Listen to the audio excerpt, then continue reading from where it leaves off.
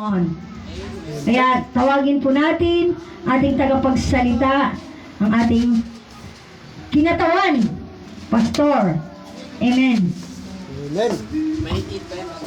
Hello. Kamusta si Alin? Welcome kayo, Alin, ha? Ayan, sa ating pong gawain sa Panginoon tuwing araw po ng linggo. Doon nakakapasok ba yung ano mo? Handa mo? Nakakapasok? Yung Inihanda mo, nakakapasok? nakakapasok? O, nainit ba yan? Oh, mainit pa to. Ayan, maganda. Mainit pa. Ayan. So, handa na ba tayo makinig sa salita ng Diyos? Ayan. Tayo po lahat ay tumayo at purihin po natin ang Panginoon. Sa oras po nito, witin mo natin kailan pa ibibigay ang buhay mo. Ang buhay mo't lakas habang tayo ay narito po sa mundo nito. Ayan.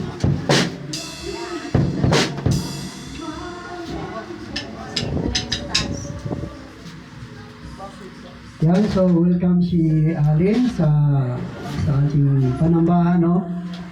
Ayan, so manood ka lang para kasama mo na rin kayo yan. Lalo na nagpupuri ang sumasamba sa Panginoon.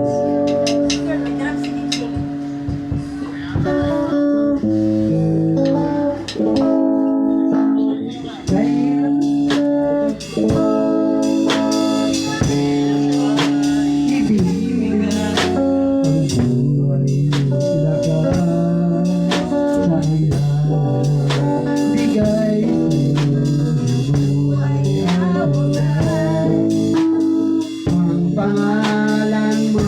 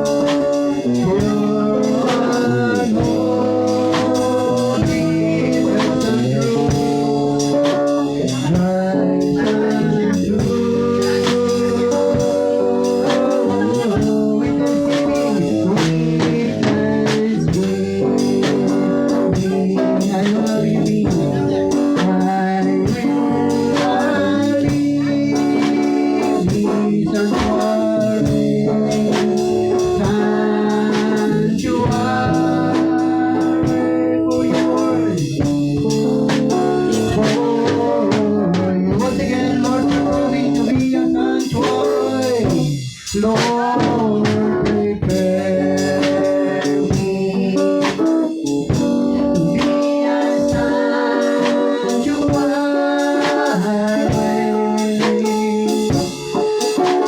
Your unholy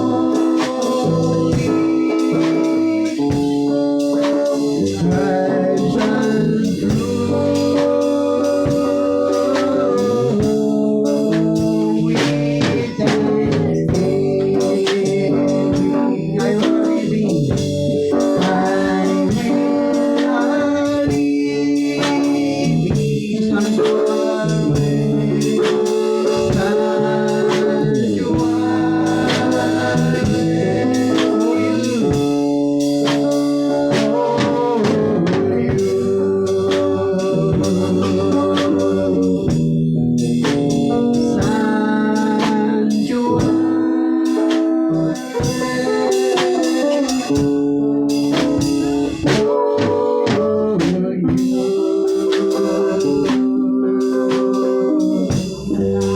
Salamat Panginoon sa oras nito, Diyos. Narito ang iyong bayan na handang magpuri at sumamba sa iyo, Panginoon. At handa rin kami makinig ng mga salita, O Lord. Dalahin ko ba na pagpalaya po ang mga salita. At dalahin din namin ang mga nakasama namin, si Alice sa Jinsan, Panginoon. At maging Luzon, Visayas at Mindanao na nanonood sa araw po ito, Diyos. Maging sa ibang bansa, O Lord, na nanonood din, nakasama namin, Ama. Alam ko namin na sila man ay nagsupuli at sumasamba sa iyo, Panginoon. Sila Jisa, O Diyos, doon sa kanya pong napagtinagkakabuhan.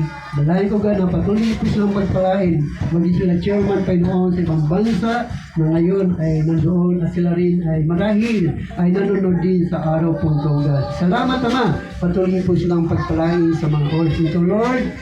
Dalahin din namin ang iyong mga salita ay maging pagpapala sa buhay ng basta sa amin sa pangalan ni Jesus. Amen. Palapakan po natin ang Panginoon. Nakita tayo po'y makapaglupo na. Yan. So, tuloy-tuloy po tayo sa gawain pa ng ating Panginoon, no? Sa oras po nito. Ang ating pong pag-aaralan ay patungkol po sa tinatawag na ano nga ba ang pagkakaiba ng bagong tipan at ng lumang tipan. So, ano nga ba ang pagkakaiba ng bagong tipan at ng lumang tipan? So dito po ay ang Biblia ay binubuo ng mga nagkakaisang aklat. May mga nagkakaisang aklat, no? So ito ay binubuo, may mga pagkakaiba din naman sa pagitan ng lumang tipan at ng bagong tipan. Sa maraming paraan, ang dalawang ito ay magkapareho. Ang lumang tipan, ang pundasyon.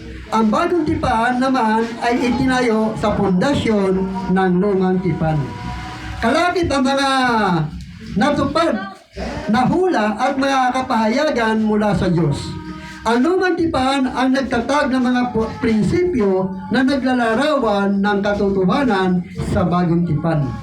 Ang lumang tipan ay naglalaman ng maraming mga hula na naganap sa bagong tipan. Ang lumang tipan ay nakatuon sa kasaysayan ng isang bansa. Ang bagong tipan naman ay nakatuon sa isang persona na nanggaling sa bansang ito. Ipinakita sa lumang tipan ang puot ng Diyos laban sa kasalanan habang may ilan sulyap sa kanyang biyaya. Ipinakita naman sa bagong tipan ang biyaya ng Diyos sa mga makasalanan habang may sulyap na kanyang puot. Hinulaan sa lumang tipan ang pagdating ng Misaya, Nang sabi noon sa Isaiah 53 verse 1 hanggang 12, ganito po ang sinasabi ng Biblia. Sumagot ang tao, sino po ang maniniwala sa ibinabalita namin ito? Kanino mo ipakita ang iyong kapangyarihan, kalooban ni Yahweh na matulad ang isang halaman ang kanyang lingkod. Parang ugat na nakatanim sa tuyong lupa. Walang katangian o kagandahan, makatawag pansin, walang taglay na pang-akit para siya ay lapitan. Hinamak siya ng mga tao at itinakwil. Nagdanas siya ng hapdi at hirap. Wala man lang pumansin sa kanya, binabaliwala natin siya na parang walang kabuluhan. Tunay ngang inalis niya ang ating mga kahinaan, pinagaling niya ang ating mga karamdaman, subalit inakala natin iyong parusa ng Diyos sa kanya. Ngunit dahil sa ating mga kasalanan, kaya siya nasugatan. Siya ay binugbog dahil sa ating kasamaan. Tayo ay gumaling dahil sa pahirap na dinanas niya at sa mga hampas na kanyang tinanggap. Tayo lahat ay tulad ng mga tupang naliligaw. Nagkanya-kanya tayo ng lakad, ngunit itinataw ni Yahweh sa kanya ang kaparusahan tayo na dapat tumanggap.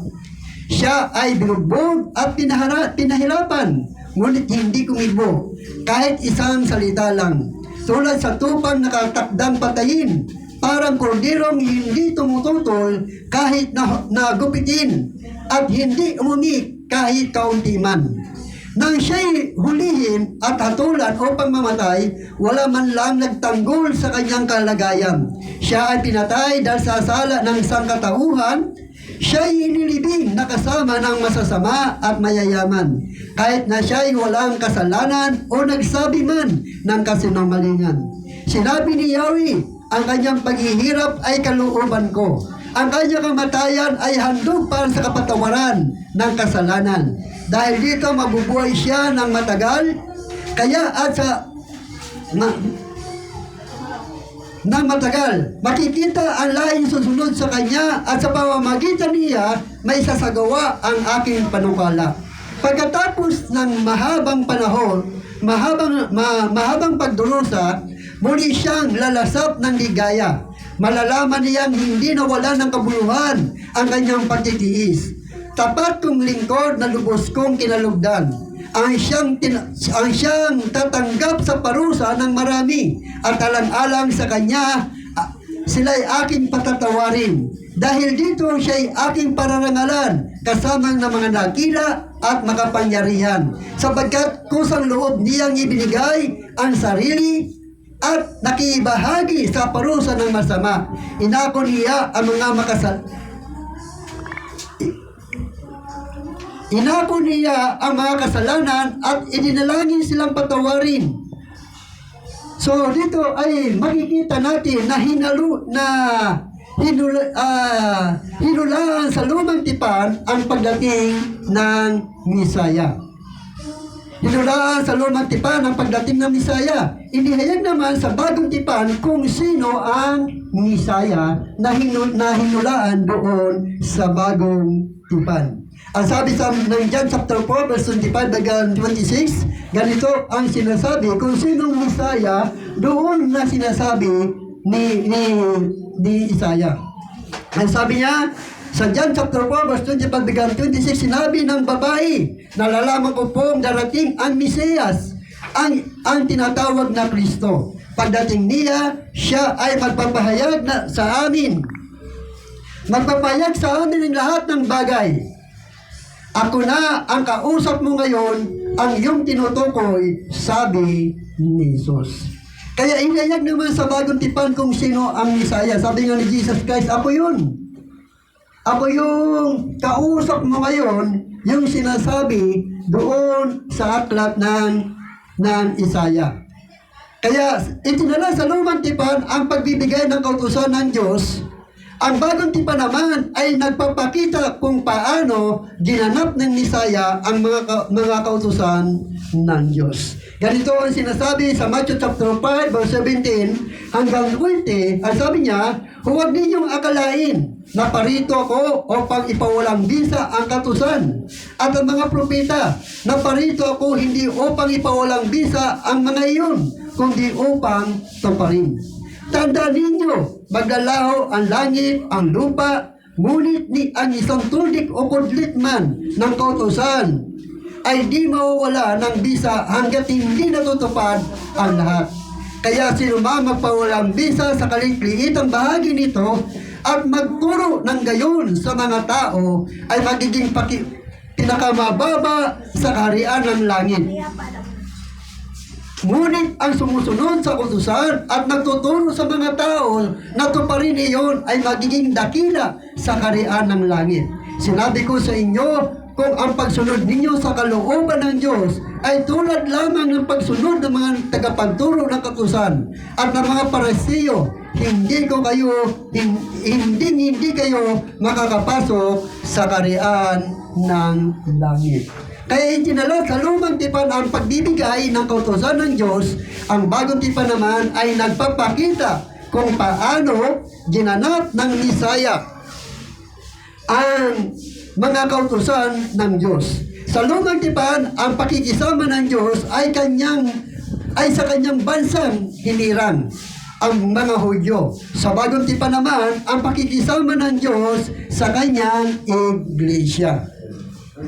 So doon ay sinasabi sa Matthew chapter 16, verse 13 hanggang 20, sabi niya, nang dumating si Jesus sa bayan ng Caesarea ng Pilipos, tinanong niya ang kanyang mga alagad, ano ang sinasabi ng mga tao tungkol sa anak ng tao? At sumagot sila, ang sabi po ng ilan, kayo si Juan na tagapagbautismo. Sabi po naman ng iba, kayo si Elias. At may nagsasabi pong kayo si Jeremias o isa sa mga propeta. Tinanong muli sila ni Jesus, ngunit para sa inyo, sino ako? Sumagot si Simon Pedro, kayo po ang Kristo. Kayo po ang anak ng Diyos na buhay. Sinabi sa kanya ni Jesus, mapalad ka Simon, na anak ni Jonas, sapagkat ang katotohanan ito hindi inihayag sa inyo ng sinuman tao, kundi ng aking Amang nasa langit. At sinasabi ko sa inyo, ikaw Pedro, at sa ibabaw ng batong ito ay itatayo ko ang aking iglesia. At ang pintuan ng daigdig ng mga patay ay hindi magtatagumpay laban sa kanya. Ibibigay ko sa iyo ang mga susi ng kaharian ng langit. Ang ipagbabawal mo sa lupa ay ipagbabawal sa langit. Ang pahintulutan mo sa lupa ay pahintulutan din sa langit. At naipin niya inutos sa kanyang mga alagad na huwag sabihin kanino man na siya ang Kristo. Kaya sa lumang tipan, ang pakikisama ng Diyos sa kanyang bansang hinirang, ang mga Hudyo, o sa bagong tipan naman, ang pakikisama ng Diyos sa kanya sa iglesia.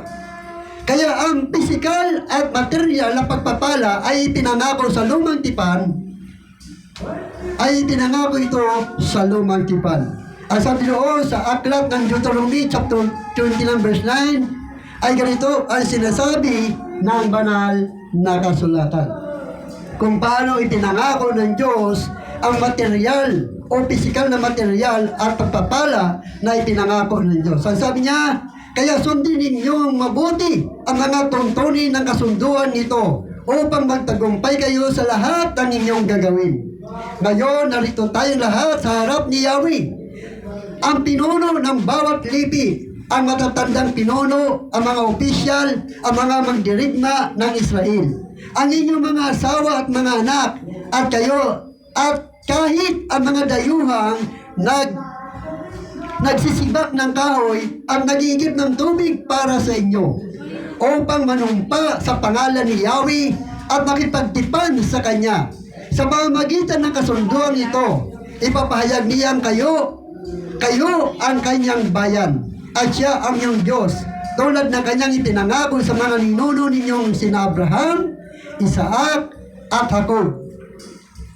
Ang kasunduan ito hindi lamang para sa inyo.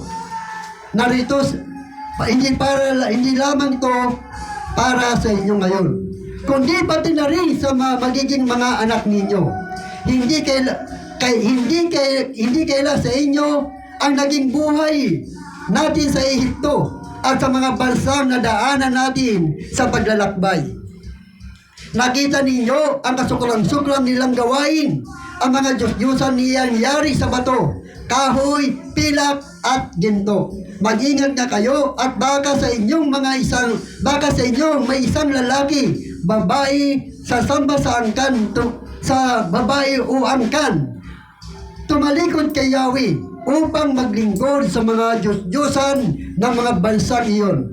Baka sa inyo may lumitaw na isang taong katulad ng punong kahoy na mapait at nakalason ang bunga. Baka kung marinig ninyo ang mga tuntunin na kasunduan ito, ay sabihin niya sa kanyang sarili, hindi siya mapapahamak kahit sundin ang sariling kagustuhan. Ito ay magdadala ng kapahamakan sa lahat ng tao. So, yun ang kasunduan na ibinigay sa lumang tipan na pwede maging daluyan ng pagpapala, physically and materially. So, ang physical at material na pagpapala ay pinangako sa lumang tipan na nagbibigay daan sa spiritual na pagpapala sa bagong tipan.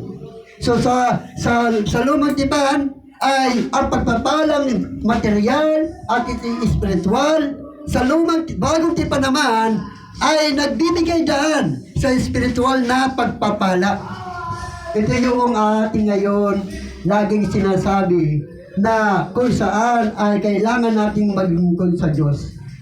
Kung saan ay dapat tayo manghawak sa pangako ng Diyos. Ito yung po yung mga bagay na spiritual. Nasabi doon sa Ephesians chapter 1 verse 3 hanggang 14, nasabi niya, ang sabi ng banal na kasulatan, purihin ng Diyos at Ama nating Panginoong Jesucristo, pinagkalooban niya tayo ng lahat ng pagpapalang spiritual at makalangit dahil sa ating pakipag-isa kay Kristo.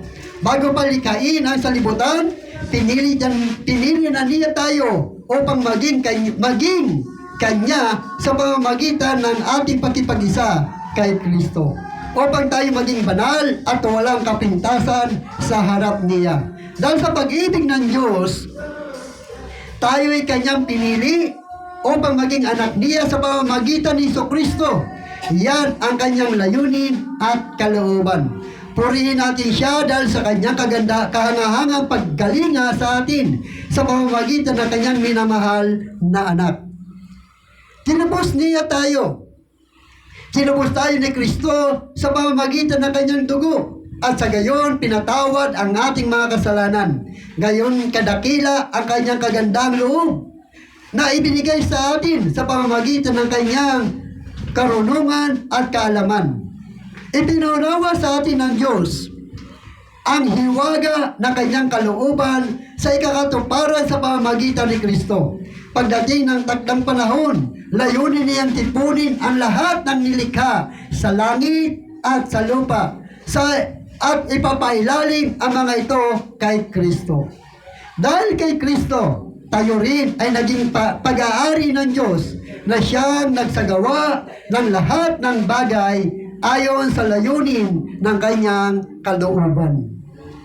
Kayo man ay naging bayan ng Diyos matapos inyong marinig ang salita ng katotohanan, ang magandang balita na nagdudulot ng kaligtasan. Sumampalataya kayo kay Kristo, kaya ipinagkaloob sa inyo ang Espiritu Santong ipinangako ng Diyos bilang tatak ng pagkahirang sa inyo. Ang Espiritu ang katibayan na makakamit natin ang mga pangako ng Diyos para sa atin.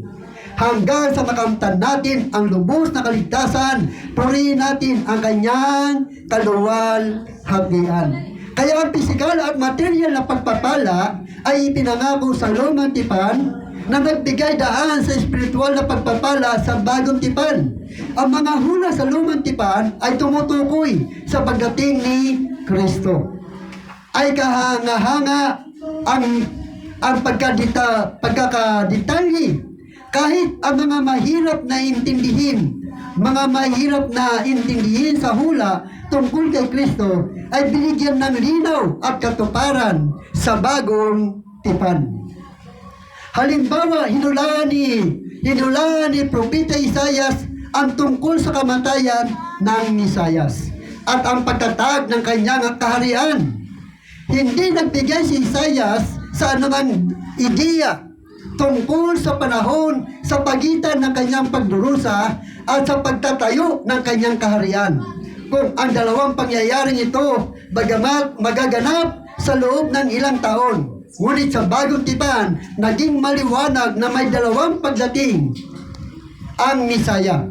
Sa kanyang unang pagdating, siya ay magdurusa at mamamatay at mabubuhay na magmuli. At sa kanyang ikalawang pagdating ay itatayo niya ang kanyang kaharian. Dahil ang kapahayagan ng Diyos sa kasulatan ay nagpapatuloy sa progresibo, inihayag na mas malinaw, maliwanag sa bagong tipan. Ang mga prinsipyo na itinatag sa lumang tipan, nilarawan sa aklat ng Hebreo na si Jesus ang punong saserdote at kung paano niya pinalitan ang lahat ng mga paghahandog sa lumang tipan na pawang mga anino lamang. Ang korderong paghahandog sa lumang tipan ayon sa Isra chapter 6 verse 20, ganito po ang sinasabi. Sama-samang nilinis ng mga pari at Levita ang kanilang mga sarili ayon sa kautusan. At pagkatapos ay pinatay na nila ang mga korderong pampaskwa para sa mga bumabalik mula sa pagkabihag para sa kanilang mga kapwa, para sa kanilang sarili.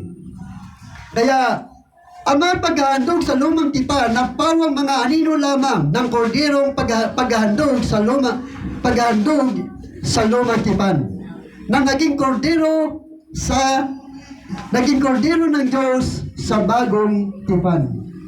So yung kordero na binabanggit sa lumang tipan ay siya na rin naging kordero ng Diyos sa bagong tipan, at ang korderong ito ay walang iba kundi si Kristo. Ayon sa John chapter 1 verse 29, ganito sinasabi ng Biblia. Kinabukasan nakita ni Juan na si Jesus ay lumalapit sa kanya. Sinabi niya, tingnan ninyo, siya ang kordero ng Diyos na nag-alis ng kasalanan ng sanlibutan. Siya ang tinutukoy ko nang sabihin ko, ang dumarating na kasunod ko na ay higit kay sa akin, sapagkat siya'y naroon na bago pa ako ipinanganak. Hindi ko rin siya kilala noon, subalit ako'y naparitong nagbabautismo sa tubig upang ipakilala sa Israel. Ganito ang patutuo ni Juan. Nakita ko ang Espiritu na bumaba na parang isang kalapati na buhat sa langit at nanatili sa kanya. Hindi ko nga siya kilala noon, ngunit ang nagsugo sa akin upang magbautismo sa tubig, ang siya nagsabi sa akin, ang sinumang makikita mong babaan at pananahanan ng Espiritu, siya magbabautismo sa Espiritu. Ngayon ay nakita ko siya at pinatutuhanan kong siya ang anak ng Diyos.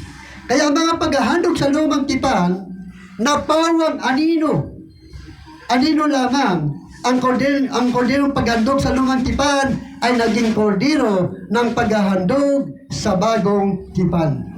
Nilinaw ang kahulugan ng kautusan sa bagong tipan upang ipakita sa mga tao ang kanilang pangangailangan ng kaligtasan, ay piniliwanag na ang kautusan ay hindi ginawa upang maging daan sa kaligtasan. So sinasabi sa bagong tipan na ang kautusan ay hindi ito ginawa para maging daan ng kaligtasan. Ganito ang sinasabi sa Romans chapter 3 verse 19 to 20. Alam natin ang anumang sinasabi sa kautusan ay sinasabing mga nasasakop nito upang walang may dahilan ang sinuman. At dahil dito mananagot ang lahat sa Diyos. Walang taong mapapawalang sala sa paningin ng Diyos sa pamamagitan ng pagsunod sa kautusan. Dahil ang gawain ng kautusan ay ipamukha sa tao na siya ay makasalanan. Nilinaw ng kahulugan ng kautusan sa Bagong Tipan upang ipakita sa mga tao ang kanilang pangangailangan ng kaligtasan, ay piniliwanag na ang kautusan ay hindi ginawa upang maging daan ng kaligtasan. Nakita sa Lumang Tipan ang pagkawala ng paraiso para kay Adan. Ipinakita naman sa Bagong Tipan kung paano muling nabawi ang paraiso sa pamamagitan ng pangalawang Adan na si Kristo. Itinayag sa Lumang Tipan na ang tao ay nahiwalay sa Diyos sa pamamagitan ng kasalanan. Ang Bagong Tipan naman ang nagpapahayag na maaaring maibalik ang relasyon ng tao sa Diyos. Ayon sa Roma chapter 3 verse 26 hanggang 31, ganito ang sinasabi, ngunit ngayon ay tuwirang ipinakita ng Diyos na siya ay matuwid at siya ang nagpapawalang sala sa mga sumasampalataya kay Kristo. Kaya't ano ngayon ang ating may pagmamalaki? Wala. At bakit naman tayo magmamalaki? Dahil ba sa ating pagsunod sa kautusan? Hindi, kundi dahil sa ating pananampalataya kay Kristo. Kung gayon maliwanag na sa pamamagitan lamang ng pananampalataya, mapapawalang sala ang tao at hindi sa pamamagitan ng pagsunod sa kautusan. Ang Diyos ba ay Diyos lamang ng mga Hudyo? Hindi ba Diyos din siya ng mga Hintil? Oo, siya ay Diyos din ng mga Hintil, sapagkat iisa lamang ang Diyos. Kapwa niyang tatanggapin ang mga Hudyo at mga Hintil dahil sa kanilang pananampalataya kay Kristo. Pinawawalang saysay ba namin ang kautusan? Dahil sa pananampalataya nito, hindi. Sa halip, pinagtitibay pa nga namin. Nakita sa Lumang Tipan ang pagkawala ng paraiso para kay Adan. Ipinakita naman sa Bagong Tipan kung paano muling nabawi ang paraiso sa pamamagitan ng ikalawang Adan. Ipinahayag sa Lumang Tipan na ang tao ay nahiwalay sa Diyos sa pamamagitan ng kasalanan. Ang Bagong Tipan naman ay nagpapahayag na maaari nang maibalik ang relasyon ng Diyos sa tao. Hinulaan sa Lumang Tipan ang buhay ng Misayas. Itinala sa 4 na Ebanghelyo ang buhay ni Jesus, habang ipiniliwanag naman sa mga sulat ng mga apostol ang kanyang buhay at kung paano tayo tutugon sa lahat ng kanyang ginawa. Ang pagbubuod, ang Lumang Tipan, ang pundasyon para sa pagdating ng Misaya na maghahandog ng kanyang sarili para sa kasalanan ng sanlibutan. Sa John chapter 2 verse 1, mga minamahal, isinusulat ko ito sa inyo upang huwag kayong magkasala. Ngunit kung magkasala ang sinuman, may tagapamamagitan tayo sa Ama, si Kristo na isang matuwid.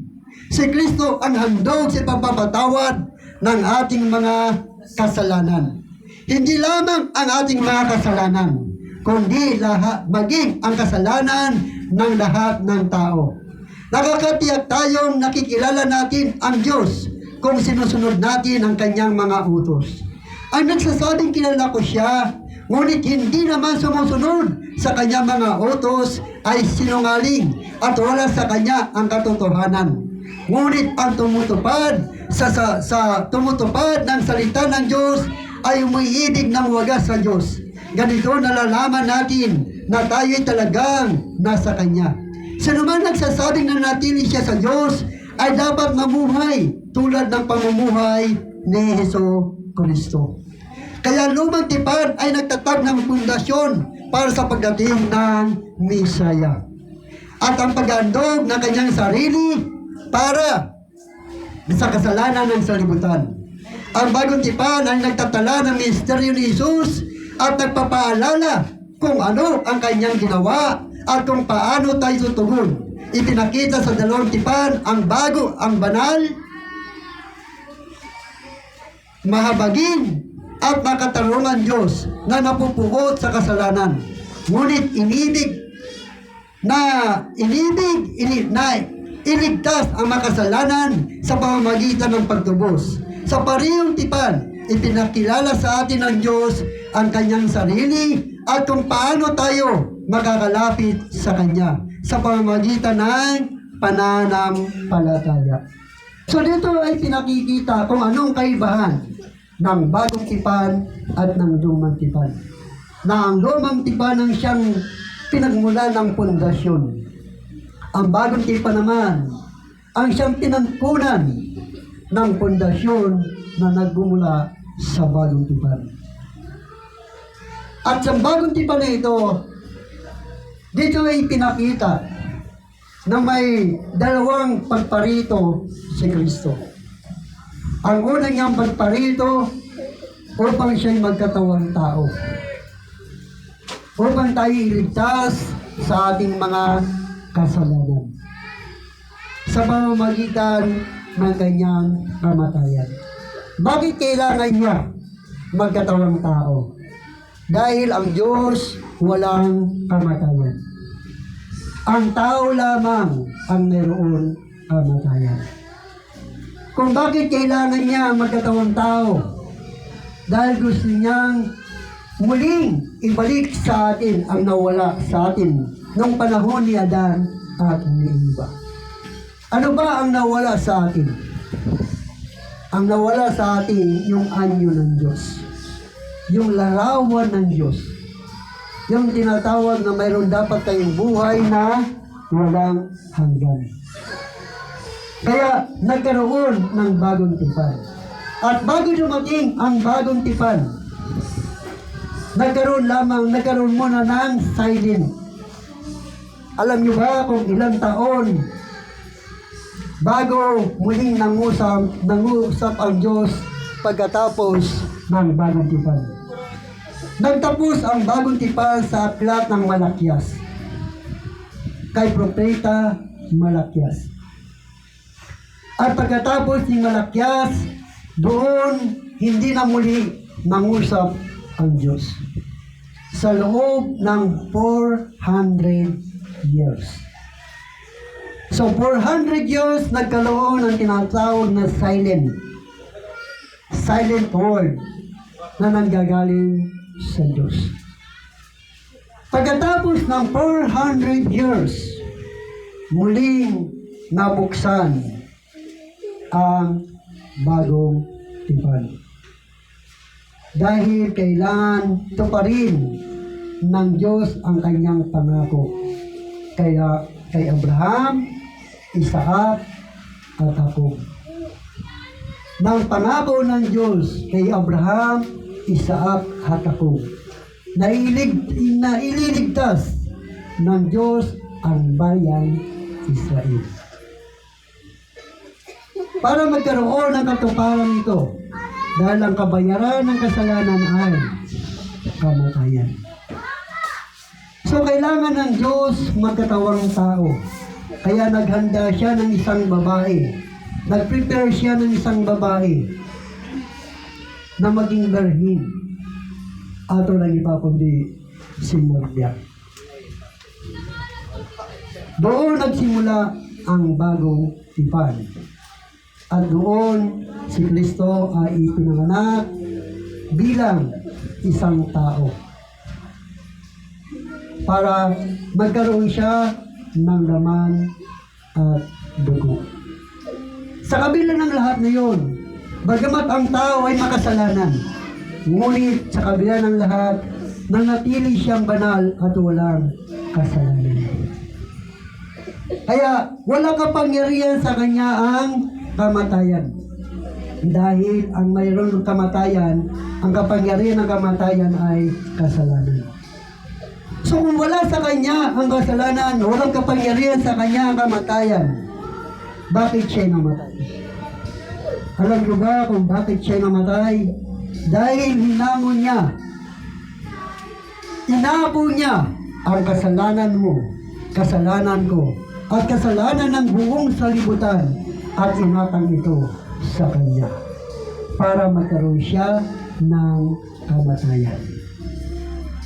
At nung ginawa niya ang kasalanan mo at kasalanan nating lahat, doon natupad at katuparan ng Diyos.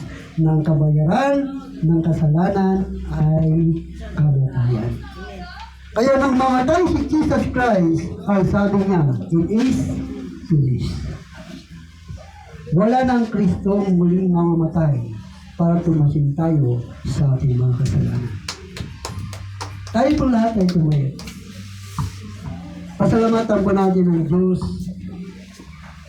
sa buhay ng bata sa atin. Yan ang kaibahan ng bagong tipan at ng lumang tipan. Si Kristo ay muling darating, hindi upang muling mamatay. Si Kristo ay muling darating upang ang mga sumampalataya sa Kanya. Ang sabi niya, kung kayo mabalisa, manalig kayo sa Diyos at manalig din kayo sa akin. Sa bahay ng aking Ama ay maraming silid. Kung hindi gayon, ako'y paroroon at ipaghahanda ko kayo na matitirahan. Kapag din paghanda ko na kayo na matitirahan, ako'y babalik at isasama ko kayo sa aking tinahan. Yan ang pangako sa atin ni Kristo. Hinandaan niya tayo ng bahay sa langit, mansion. At ang ating daanan, ang lansangan doon, sabi sa Biblia, ay lantay ginto. At doon ay wala ng paghihirap, wala ng gutom, wala ng trabaho. Kaya mapalad ang sabi niya makakapasok sa karya ng Diyos. Sabagat siya ay mamamahina katulad ng Diyos. Kung paano nagtrabaho ang Diyos sa loob ng 6 na araw, at sa ikapitong araw siya ay nagpahinga. Ganon din naman, habang tayo nag-anak buhay nagtatrabaho sa mundo nito, dahil hindi ng araw na tayo ay magpapahinga katulad ng Diyos. Hallelujah. Ang makasama ng Diyos ay tunay.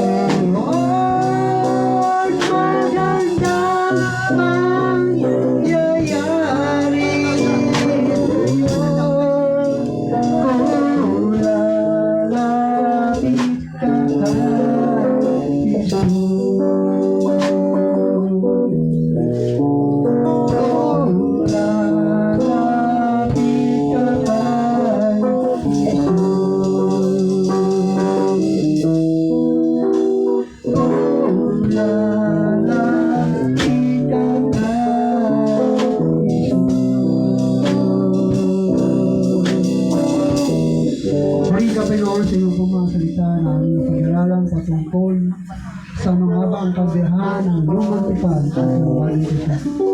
Dalayan ko, Panginoon, ito ay naintindihan at naunawaan kung ano mga kaibahan nito, Panginoon. Lord, alam ko namin na ang iyong mga salita ay buhay. At maunawaan lamang ito sa paraan spiritual, Panginoon. Nawa ang iyong mga salita ay maging pagpapalad ito sa buhay ng mga taong nakakarinig nito, Panginoon. Na namumuhay sa buhay spiritual, Panginoon. Salamat po Diyos sa pagpili mo sa kanila. Pagpiling niyo po sa amin at ang lugar nito, Lord, patuloy niyo pong pagkalain. Pagpapalang financial, material, at spiritual. At lahat ng nanonood pa noon ay dumalo yung mga pagpapala. Physically, materially, at spiritually pa noon. Salamat po Diyos, samahan niyo po kami sa nalabi naming gawain sa pangalan ni Jesus. Amen. Hallelujah po din ang Diyos. Napagpala ba tayo? Amen. Alam mo? Kaya idadako na tayo sa malagang pagbibigay mula sa puso para sa ating Panginoon. Ito'y magagamit sa ating gawain ng Diyos. Ngayon, dumako tayo sa Panginoon na magbigay para sa Kanya. Dahil nalalapit na sabay na po ang ating ika-4 na anibersaryo ng Disciple of Jesus Christ. Diba? Wala mga basta tayo sa Panginoon. Ang Diyos ang magpo-provide. Sa panalangin natin ang pangangailangan ng Disciple of Jesus Christ. Sabado na reminder. Sabado na po ang ating ika-4 anniversary. Yung abot nating makakaya. Walang pilitan. Diba? Kasi mamaya, nagpilit ka, tapos masama pala ang loob. Ganon. Basta ibigay mo lang sa Panginoon yung kaya mo. Diba? Kaya, kasi ang anniversary, para yan sa atin. Para sa ating mga nakapag-survive sa loob ng 1 taon. Diba? Dahil nandito tayo nagkikita-kita pa. Baka isa sa atin, wala na. Diba? Yan ang ipagpapasalamat natin sa ika-4 na anibersaryo. Kung nakaraang, o yung una, hindi na natin nakikita, siguro ngayong ika-4, hindi natin nakikita uli. Diba? Una, pangalawa, pangatlo, nakikita-kita pa tayo. So itong pang-4, baka yung iba hindi natin nakikita. Diba? Kaya pray ng Panginoon. Kaya, dumako tayo sa ating pagbibigay. Kaya, tumagin po natin si Brother Chiri sa pananalangin ng ating ika po. Sa pag-share.